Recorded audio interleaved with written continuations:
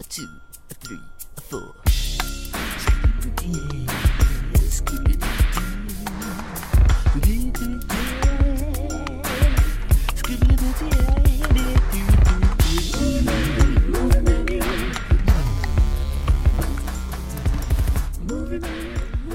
We are Movie Menu Reviews.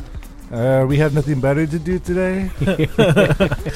On today's menu, we'll be doing a movie news roundtable. And only that. Yes. Yes.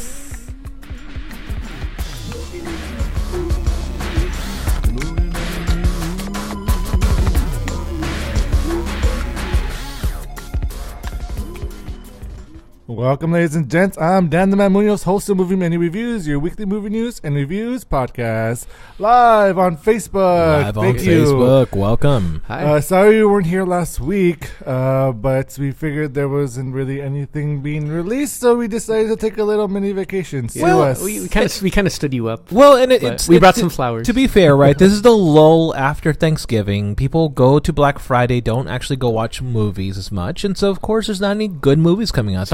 Are you saying you went to Black Friday? No, I didn't because I'm not a loser. I'm just messing. I don't know about that. Did you? Oh, well, did you go to Black Friday, Dan? No, but I'm not sure about you not being a loser. Yes, good point. Touche. But on that note, thank you so much for being here, my co-host and senior panelist Z. Thank you. Who apparently is too good for Black Friday. Too good for Black Friday. Too good for Black Friday. Mm-hmm. And Hashtag someone who would too never good for throw a Black deal away is my co-host Mike Stan. Yay! Wow, that is so true. Like Mike has so much junk that you get out of pure deals, right? Like I did. Yeah. I've gotten a bunch of junk. Yeah. It's so accurate. Present company excluded, right? What's that? Present company excluded. We're not. No. You guys are junk as well. Also, we are included. Yeah, you guys are included. Yeah. Thanks, Mike. We're the island of misfit toys. Is that what we are? Yes. Yeah, okay. One of you guys is Richard Pryor. One of you other guys is Speaking Gene of Wilder. Island of Misfit Toys, Yes. the first movie news we're going to go cover, we're going to head it over to Z. Yes. So in a dramatic announcement, the Oscars announced their host, Kevin Hart. Except of course now he's no longer the host because he was his wishes, his longtime desire was to host the Oscars. However, it turns out that the Oscars gave him an ultimatum. They said that either you apologize for statements you said early in 2011. I think earlier than that. 2009. 2009, yeah. So, and they were anti-gay statements. Do you apologize for that, or you step down? And interestingly enough, he chose to step down with an apology. So it's very curious that currently the Oscars are facing this huge issue. For me, it's more about like the fact that they got Kevin Hart, knowing his history, all his statements. So the things that led up to the firing / stepping down was that people they saw the tweets. I'm looking here for the actual person. So journalist Mark Harris saw the tweets. And several other celebrities pointed out that Kevin Hart is a terrible representative. And so instead of Kevin Hart coming out and apologizing right away, what he did was that he started deleting those old tweets.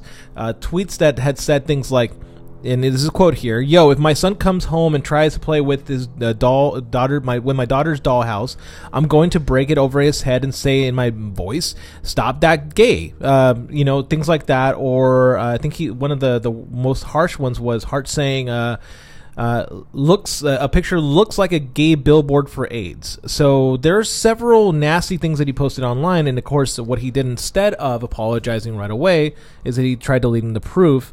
And then he went on Instagram and said, like, I'm not going to apologize for something that I did 10 years ago. I already apologized for it. And for me, that just showed a person who, in fact, hadn't grown out of that phase of his life. He still had such contempt towards people pointing it out that, in fact, it just led for him to be sacked / stepping down. So what do you guys think of that? It's unfortunate. I mean, the fact that he refused to apologize again for it. Who cares? This is something you said, and you should apologize for the rest of your life for it. It's apology. What you said was not right, and it hurt a lot of people, and it still hurts people. Yeah. And it could have been be a bigger person and not. I mean, choose to step down as opposed to apologizing. Really speaks a lot about your character. Yeah, I think so too. And even at that, like, you know, he could have been just easily a good representative of somebody who is changing and came out and apologized for it. But instead, he went ahead and deleted all the tweets that, by the way, it's on the internet, Kevin. There's no way of you deleting things. And then he refused to apologize. So there's an added element of that. And then, you know, just for him, and he was just not saying refusing. He was doing it repeatedly over and over. Like, I refused. I've already talked about this, you know, and I think about how James Gunn also had to step away from the Guardians of the Galaxy thing, but he did in fact come out and apologize. So even after the fact, and he understood the decision of what Disney did. He didn't fight them. He was like, okay, understood. Yeah, I was stupid and I said these things that I shouldn't have said. Disney's within and Marvel's within the complete right to fire me, but he sounds so defensive, Kevin Hart. Yeah, defensive to the point where it was more of guilt-ridden, like, I'm not apologizing for what I did. So I thought just overall, like, Kevin Hart did step away and said, like, I don't want the ceremony to be about me, you know, and that's a good call. But also, like, that could have been a moment in which, that could have been a growing moment for everybody, you know, to have somebody who had made harsh statements and openly apologize in front of a lot of people. Like, I think that could have been service to the community, but in fact, he went ahead and stepped down and just refused entirely. So, yeah. It's unfortunate. That's very unfortunate. So right now the Oscars currently have no host. So, Mike, are you going to try to go for the hosting duties? Hey, I don't know. Let's see if I could delete some tweets in time. Fair enough. Actually, since Mike is affiliated with us, he's disqualified from ever hosting the Oscars. Yeah. Yes. Yeah. And this, yes, go ahead, Mike. No. Go. No, and this just adds to, like, you know, the fuel. I did see that Brett Ratner was also fired for producer for making several statements as well. You know, and it's a year in which representation is a key factor in a lot of the movies. And it's just sad that, like, the Oscars didn't vet correctly, and you know that, like, if you're going to hire Kevin Hart, like, that should have been question number one of, like, I think so.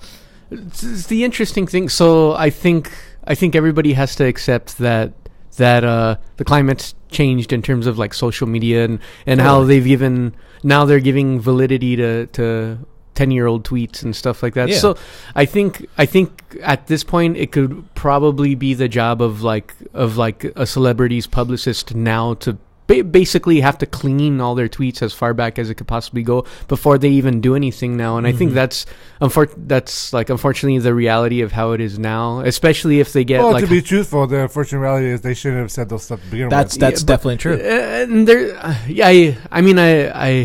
I get it too. Like, the question of, like, what's the fine line between comedy and actual hatred? And if you read these tweets, that's actual hatred. He's overtly abusing his son if he finds out his son is gay. Right, exactly. Like, there's more hatred behind what his statements are, less so comedic. Like, I know that James Gunn made a joke of, like, this shower is so small that it's made for pedophiles, like something like that. I forget. It's like a little boy's pee or something. It's something like that. Yeah. So that was clearly made as a joke. But Kevin Hart saying, "I'm gonna hit my kid over the head with my daughter's dollhouse if he's acting gay," that right there, that's way more insightful. That's way more hate-ridden. And even at that, like, he should just come out and apologize before any of this stuff. Like, before it got this big, he should just come out and apologize. And even at that, like, made it a point to apologize on stage at the Oscars. Like, listen, if you made a mistake 10 years ago, you have to own it for the rest of your life. Yeah, it's not like we're not going to forgive and we're not going to forget, but it's not like we weren't going to ready to forgive or anything. Mm-hmm. If he would have just been man enough to just apologize for the Oscars, because, you know, to say for the Oscars, it's pretty much the gay Super Bowl. It's pretty much what that is. It is. Is it? All right. And for someone who is going to be the host of, like, this huge event, that's a good point. It's not good for the Oscars to have someone who reacts towards homosexuals. In that sense. Yeah. So if he would have, because that would also show that he was, like, okay with homosexuality now and whatnot. If he would have been okay with it, and it just showed that he wasn't, Yeah. and he isn't. Yeah, and that just proves that he's not mature enough. Like even now, yes, he's 40 years old, but he's not mature enough to own up. Like again, right? You're not going to forget. We're not going to forget, but you can learn how to forgive, and by apologizing. And I know how close we are to like the whole PC Nation thing, but honestly, like it's not even about the PC nature of this. It's more about like the fact that he made very hateful statements online and is now refusing to apologize for them. Yeah, I think he did make apologies. I know maybe but it was came probably his too little, publicist. too late. Yeah, exactly. Probably his publicist going like, "Dude, you're coming across as an asshole. Stop it." And then he apologized. Like it just feels like somebody bent his arm behind his back, going like, "You need to do this." Mm-hmm. So, and I think honestly that probably happens more often than we realize behind the scenes. You know, So, but yeah. Well, I know it's a mess. Yeah, totally a mess. So Speaking of a mess, Mike, talk about your movie news. sure. So, MoviePass is trying to win us over again. See, nice segue, right? Yeah, that What was a mess. that was a great segue. That's really good. So what about MoviePass? Yeah. So they're announcing a new pricing system, which isn't it's not really new, and unfortunately, I don't think it still not that isn't. good. It still isn't competitive against AMC's A-list. It's Yeah. just not.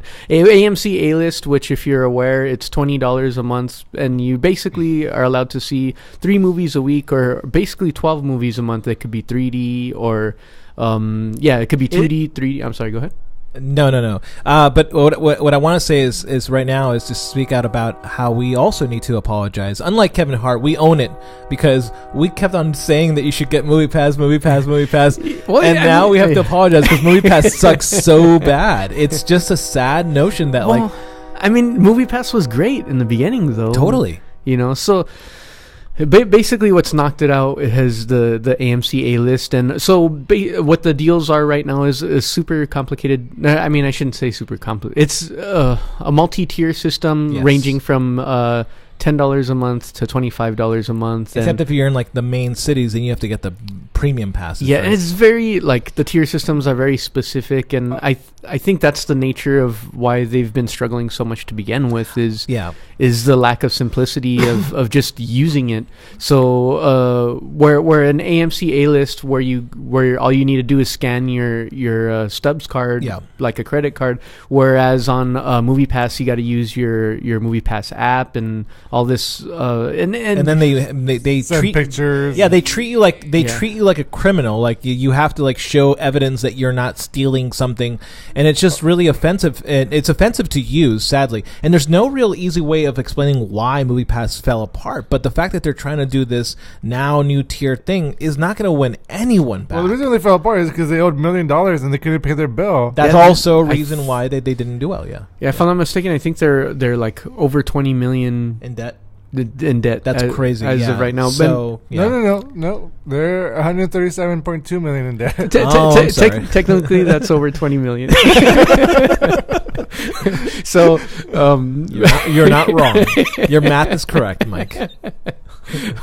but I think they should do surveys with the public before they make releases of their tier system. I think they But should the whole just- thing about yeah. MoviePass was that it was never about the movie system. What they would do is that they were going to sell all their information that they got You're right. to the studios. Well, I mean, if But they got no now- information, now they're screwing it up where it's not really, if they it's got not no viable anymore. Yeah. If you got no information to sell, then Yeah, if you got no users, you got no information to sell. And I think, Yeah, honestly, at this exactly. point, MoviePass is definitely on their route to bankruptcy. Yeah. There's no easy way of saying it, but it's just going to be like that. Simplicity MoviePass. Come on, you guys Yeah. can do it. And the A+ card right now is and again, right? I complain about the A+ card. I'll still complain about the A+ card because of just the audiences that go to AMC. But Yeah. it's not. Oh, the A-list. Yeah, you mean. so- the A-list. Yeah. Yeah. So basically, are you going to pay $20 a month to see 12 movies a month, or are you going to pay $25 a month to see 3 movies a month? And possibly see new movies because you can't Yeah, really see yeah. the newer movies either. Yeah, and it's not going to be when it comes out. It's going to be when they tell you When you can see it. Yeah, that's the So, problem. Mhm.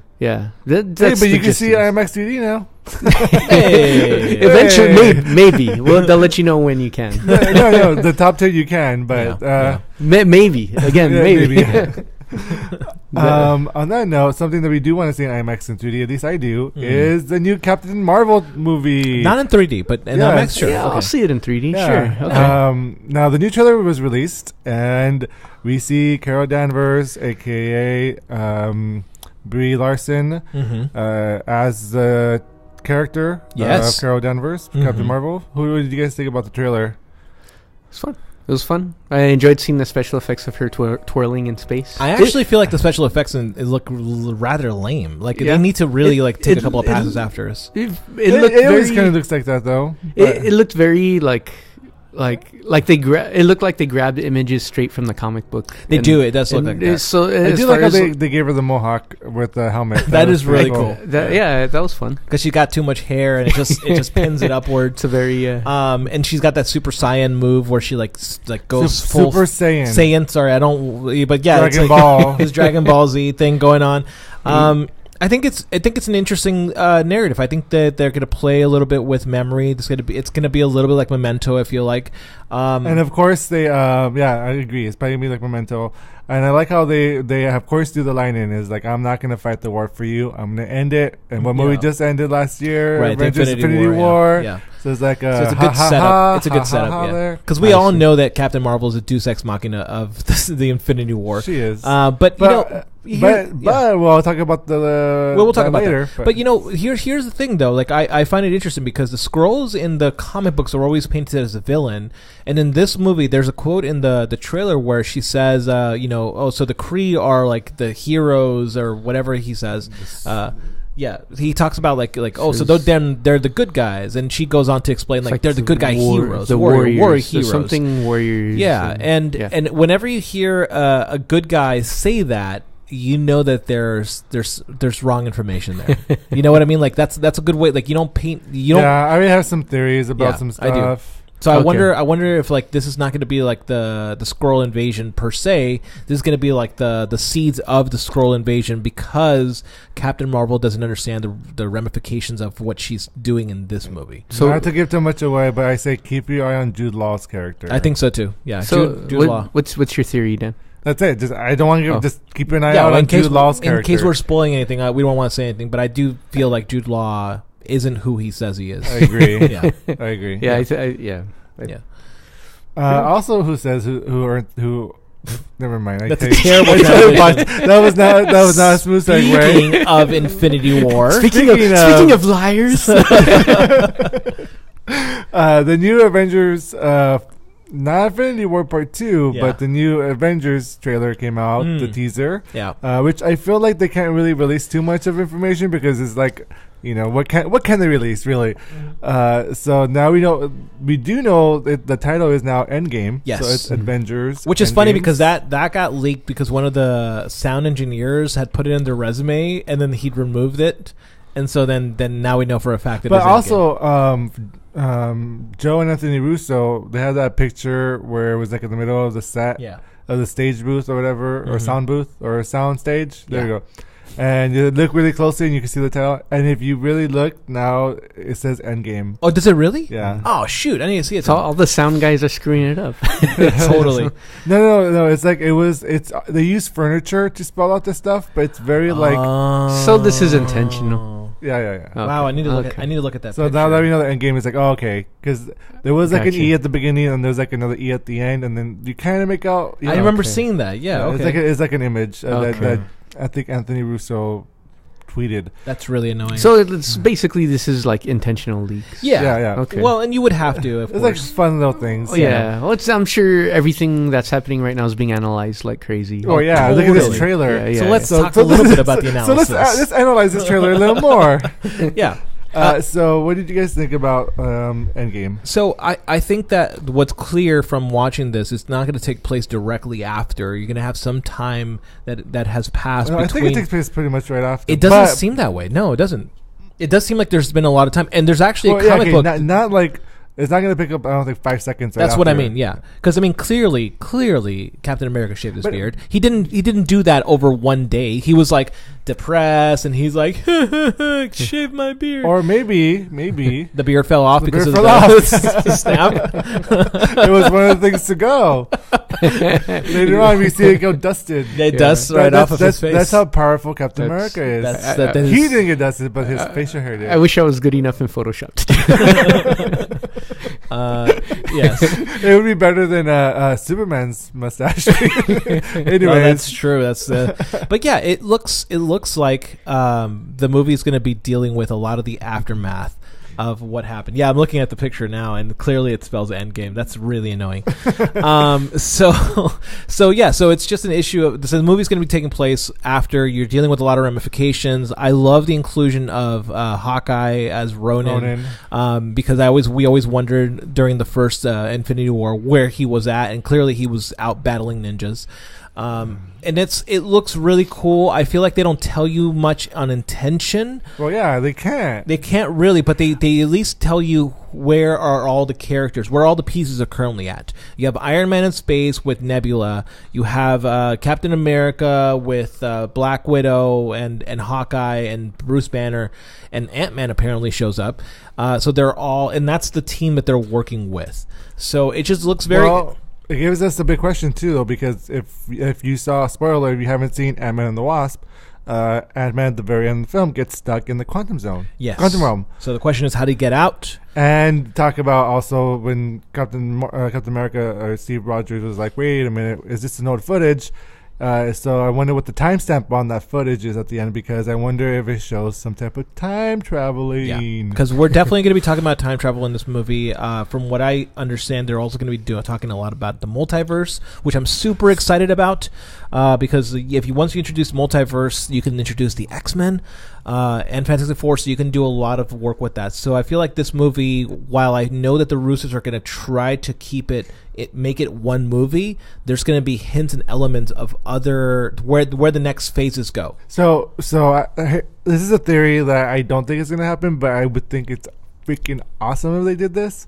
It was exactly what Zia's talking about, the multiverse. Yeah. Where those people who were in the 50% did die, and they end up going to another parallel universe with the Avengers and continue from there. Because there's the next phase, they're going more international with the superheroes. Yeah. Than they did with the because you had and I think you mentioned off camera, you were talking about how Spider-Man Homecoming, Far From Home might be the next. It's going to be the next trailer, so that's going to come out next week. And clearly there might be some some hints at that, which is like, I know that he's fighting in China or Japan. So there's going to be a lot more international elements. Yeah, because I think there's a Shang-Chi, which is another superhero from Marvel, development going on. So yeah, I don't know. That'd be really cool. Yeah, totally. I'm excited. Also, they pushed up the release date. It was supposed to be May 3rd, and now it's May 26th. So they did the same thing this year. They moved it up to be a global release. Oh, okay. So yeah, take that, Europe and all your places that used to get it before us. We're gonna get it the same day. Nice, finally. Well, that way they can eliminate piracy. Yes, and spoilers. Yes, which is what I'm excited for. Totally. So I also think Captain Marvel is going to be part of Tony Stark's storyline, and then Ant-Man is going to be part of Captain America storyline. I just want to see Captain America and Iron Man though reunite and hug each other, and then die, and then sacrifice themselves for the good. I do kind of feel like maybe this was just the Russos fucking with us again, but there is a moment where Captain America holds Peggy's image in the same way that he did before going into the ice. So people were saying, of course, we watched all these videos, that break it down. But if you notice the hands, it wasn't Captain America's hands. That it looked like it would have been Black Widow's hands. Oh, curious! I didn't see that. So okay, something to keep an eye out. Totally. Mm-hmm. Okay, right. So there was a lot of news that came out from Comic-Con Brazil. Yeah, right. So all this news came from. But San Diego. Nothing to show for it yet, but that was the WB had a huge presentation. So be on the lookout, though. Godzilla King of All Monsters is not out yet, but it should be out soon. It should be out by the time you hear this on the podcast. Yeah, and as well as hopefully a new Spider-Man teaser, but we'll see. But yeah, be on the lookout for a lot of the stuff that came out from the Comic-Con. Well, and I think this should be a talking point too, which is this is all coming from a Comic-Con that takes place in Brazil. Yeah, São Paulo, Brazil. Yeah. And I knew about the Brazilian Comic-Con for a while now, but I didn't know that there was going to be so much investment into this one. And the reason why it's because, well, it's at the end of the year, so a lot of the movies that come out during May, before the actual Comic-Con, the San Diego Comic-Con, the world famous one.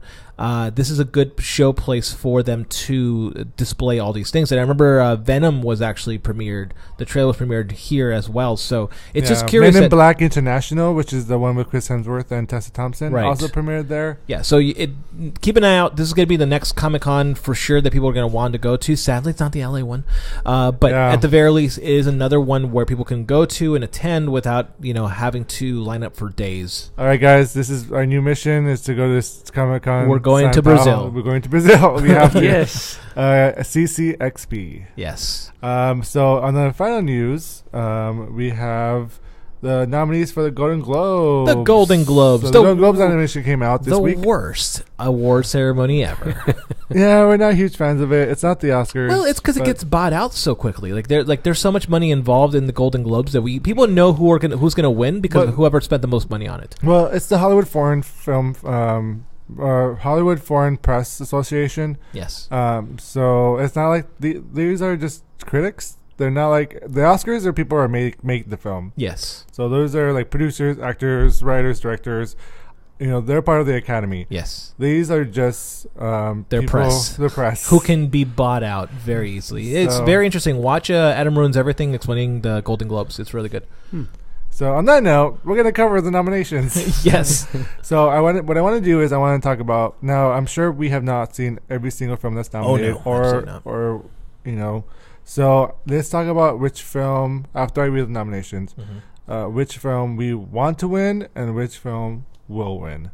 So for Best Motion Picture Drama, we have Black Klansman, Black Panther, Bohemian Rhapsody, If Beale Street Could Talk, or A Star Is Born.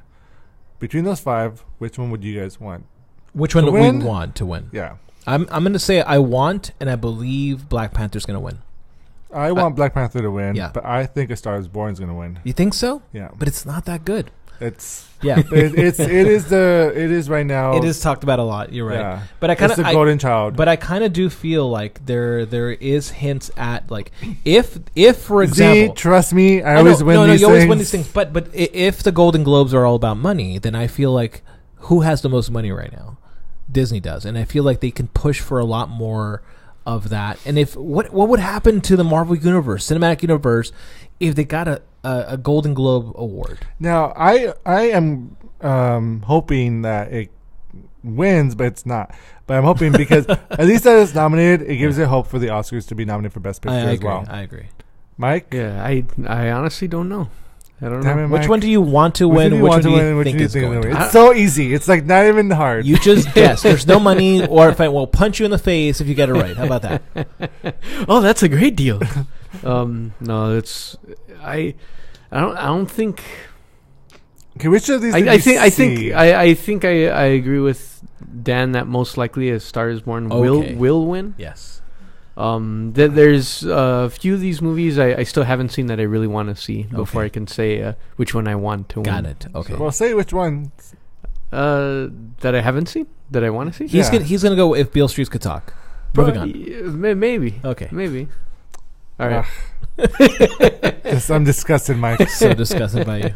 Okay, Best Motion Picture, Musical or Comedy. We have Crazy Rich Asians, The Favorite, Green Book, Mary Poppins Returns, and Vice. So between those five films, which one do you want to win and which one do you think will win? I haven't watched many of these, so I'm gonna watch Crazy Rich Asians tonight. But I think it's so good. I think that Mary Poppins I wanted to win, and I think it will win. I actually want because of money. Crazy Rich Asians to win. Yeah. Even though I really like Green Book as well, but I think The Favorite's gonna win. I suspect Vice is gonna take this. Vice, okay. Yeah. All right. Yeah. Is that the one you also wanted to win? Well, I haven't seen it yet, so I can't tell you. but I think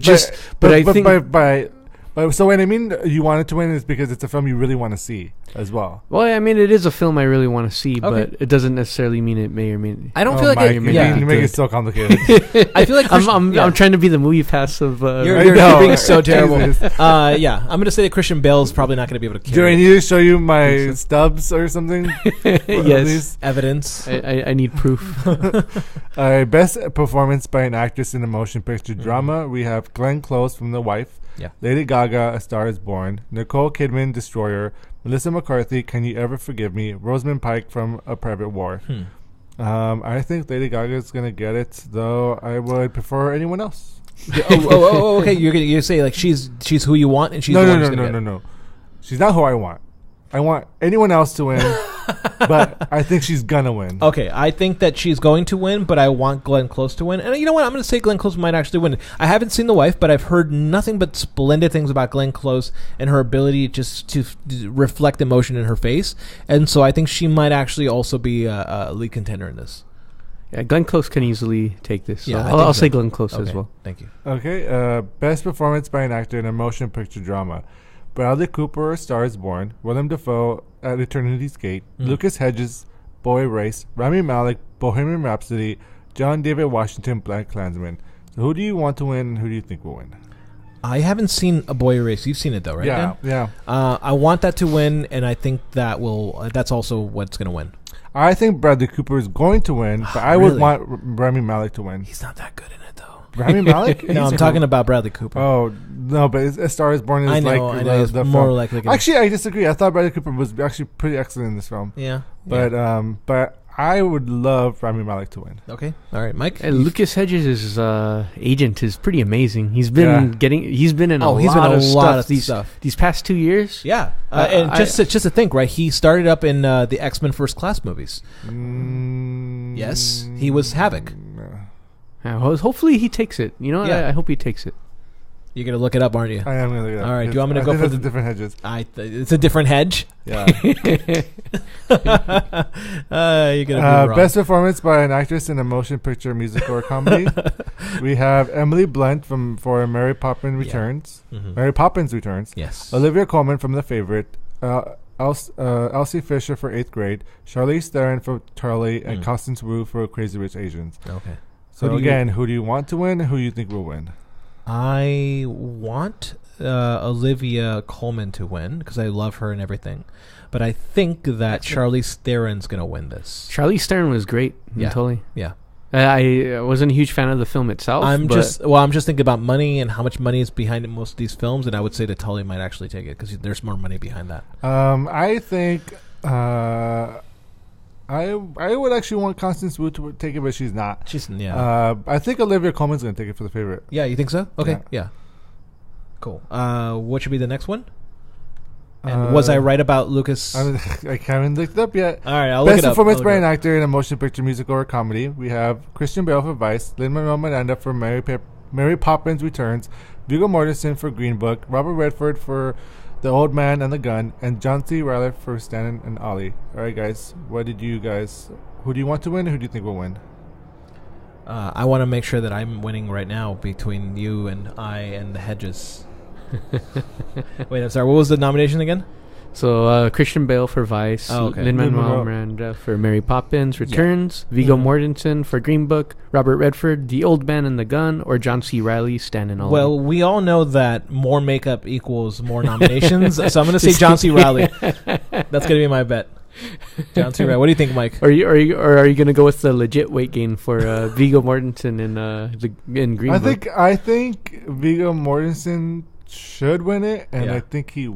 You think so? I think he will. Oh, yeah, okay. you'll think he'll get it? Yeah, I think. You know, I mean, I. Oh, you know what? No, maybe not because the controversy behind him. So maybe not. There's controversy behind him. Yeah. Well, what's going on? He used the N-word.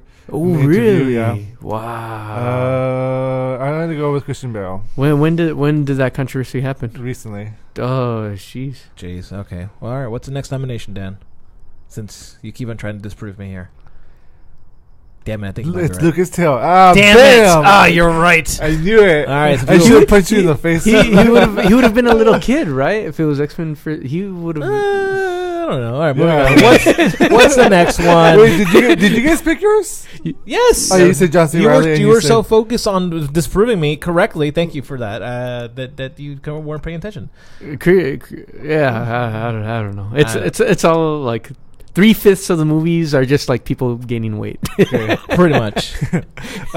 Best performance by an actress in a supporting role in any motion picture. We have Amy Adams, Vice; Claire Foy, First Man; Regina King, If Beale Street Could Talk; Emma Stone in The Favorite, or Rachel Weisz as for The Favorite. I don't want Emma Stone to win anything. Why? I don't know. I've kind of fallen out. She's great. Nah, she's okay. I want Regina King to win. I don't know. You guys watched First Man. I feel like Claire Foy kind of like did a really good job in that, right? Oh, she carried the movie, you guys said. No, she didn't carry the movie. Oh, okay. She has more to do than the trailers, but I don't feel like she was. Well, and I heard Amy Adams is wasted in Vice. Okay. She gets wasted a lot. In a lot of movies. I would want Regina King to win, but I feel like either Emma Stone or Rachel Weisz is going to win it. I'm going to hope for Regina King to win. That's going to be my choice. Not that it's going to come back and bite us in the ass, but you know.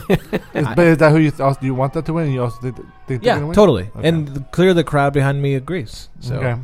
Yeah. Best performance by an actor in a supporting role in any motion picture. We have Mahershala Ali for Green Book, Timothée Chalamet for Beautiful Boy, Adam Driver for Black Klansman, Richard E. Grant for Can You Ever Forgive Me, and Sam Rockwell for Vice. Dude, Timothée Chalamet has been getting a lot of great roles. But Beautiful Boy wasn't that great. It wasn't that great. I mean, it was good. Don't get me wrong, and he did do an incredible job. But the film itself is kind of forgettable. Which is I'm gonna go say that it's probably gonna go to Adam Driver. I think Mahershala Ali for Green You think Book. so? Okay. I'm gonna say Sam Rockwell. Sam Rockwell. Oh, it's always solid bet. different. Yeah, solid bet. Actually, I wouldn't be surprised if any of them. Yeah. Because it's pretty strong. There's a pretty strong race in that one. Totally. Yeah. I agree. Yeah.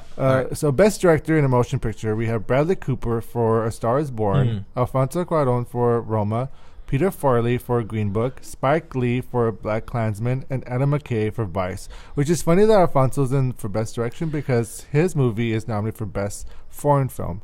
Yeah, that's very curious. Yeah, I don't actually have a dog in this race at all, a horse in this race at all, because I kind of feel like none of these movies. I mean, I haven't seen all of them, but I haven't seen Bradley Cooper. I mean, I've seen Bradley Cooper's A Star Is Born, and it wasn't that well directed.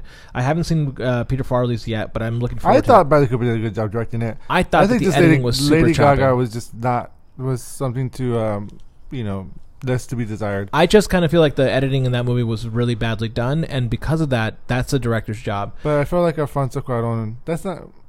It depends on the film. film. I want Cuarón to win, but I think that I wouldn't be surprised if Peter Farrelly, because he did not direct this with his brother, A, and B. It's not a outlandish comedy that the Farrelly brothers are known for. Oh yeah, that's right, that's true. So for Peter Farrelly to do this on his own and not have it be over the top, I wouldn't mind him winning. All right, solid. I'll go with that too. Mike, it looks like you're falling asleep there. Wake up. No, I'm just. You're having such a hard time thinking about this. I am having such a hard time. I do not know why. I don't either. You're typically not indecisive. You're the opposite of indecisive. You're like, I'm just gonna pick this. I don't care. And now you're caring too much, Mike. I'll go with Peter Farrelly. I'll go with no, I won't. I'll go with Alfonso Cuarón. Okay. Yeah. Best animated feature film: Incredibles 2, Isle of Dogs, Mirai. I'm not sure I pronounced that wrong. Yep. Right. Sorry. Ralph Breaks the Internet and Spider-Man Into the Spider-Verse. Obviously, this is going to be Spider-Man Into the Spider-Verse. You think so? Yes. Oh, I'm going to go with Ralph Breaks the Internet. I mean, I would not be mad. Yeah, I think it's going to be Ralph. I think that's going to be the But easy no, one. because Spider-Man Into the Spider-Verse has gained a lot of... Yeah, you're right. You're absolutely right. Yeah. And I'm not going to be mad. If it Mike, wins, then MCU wins. Go with Incredibles 2. Dan tells me to. No, I'll go with Ralph Breaks the Internet. Okay. I Cheers really to that, enjoy Mike. Yeah. And finally, the last category, because there's other ones, but we're just not going to go over them. Like Best Foreign Film, Best Original Score, Best Original Song. We're okay with those. Yeah. So, Best Screenplay, the final category we're going to go over is Alfonso Cuarón for Roma, Deborah Davis and Tony McNamara for The Favorite, Barry Jenkins for If Beale Street Could Talk, Adam McKay for Vice, and Brian Hayes Curry, Peter Farrelly, and Nick Vallelonga for Green Book. So, Which one do you guys think? I think that the favorite's going to win. I agree. I want the Green Book to win. I think the favorite's going to win as well. Yeah. And I actually would want Roma to win. Okay. But even though it's a foreign film, it's going to be placed into the best. Yeah. That's weird. That's a weird category to be in. But yeah. What about you, Mike? I'll throw in Roma. Roma. Okay. But which one do you think is going to win? Do you think Roma's going to win? You want that and for both answers? I would, right now it's between Alfonso Cuarón and Barry Jenkins. So. Okay. All right, so that'll do it for us here at Movie Menu for our movie news roundtable. It's like a Wheel of Fortune. So Yes. thank you so much for tuning in and listening to us live, or if you're listening to us on iTunes, Stitcher, SoundCloud, or wherever you listen to your podcast. Thank you so much. Yeah, and we promise to be back to our usual reviewing next week. Yes, next week. Make sure to subscribe to us again on iTunes, Stitcher, SoundCloud if you have not done so, or wherever you listen to your podcast. Yeah. Follow us on social media. We're on Facebook, Instagram, Twitter, YouTube. Also visit our website, moviemenupodcasts.com. That's moviemenupodcasts with an S.com. And thank you so much, Z, who walked away. Thank you so much, Mike, as well, as always. Until next time, we say goodbye. See you later. Bye. 3, 4.